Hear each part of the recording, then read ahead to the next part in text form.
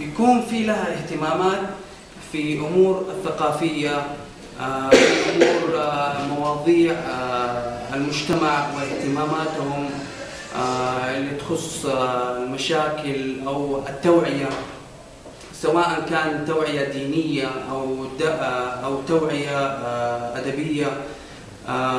في اهتمامات موجودة طبعا في إطارات ومواضيع مختلفة، لكن أنا اللي يهمني من الوطن العربي أجمع إنه الاهتمام في المستقبل القريب نقطة الفيلم القصير. أولا لأنه هو مدته تتراوح دائما بين 5 دقائق إلى 15 دقيقة، ممكن إذا في بعضها يوصل إلى 20 دقيقة.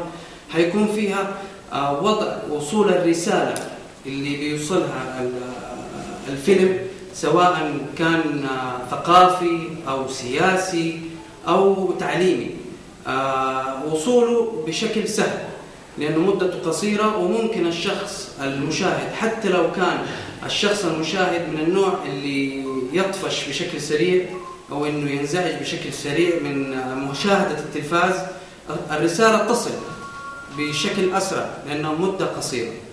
فأتمنى من جميع القنوات سواء السعودية أو العربية الاهتمام بنقطة الفيلم القصير في المستقبل، لأنها نقطة جدا مهمة لدعم الشباب ودعم اهتماماتهم وأحلامهم، يعني بجميع أمورهم اللي تهمهم شخصيا وداخليا، وطبعا أحلامهم مرة أخرى، لأنه نقطة الأحلام لدى أي شخص هي نقطة جدا مهمة، تكون دافع له إنه هو يوصل لحلمه مهما كان، سواء كان بعيد أو حتى لو كان حلم جدا صعب، يحاول إنه هو يتحدى الصعاب ويوصل له.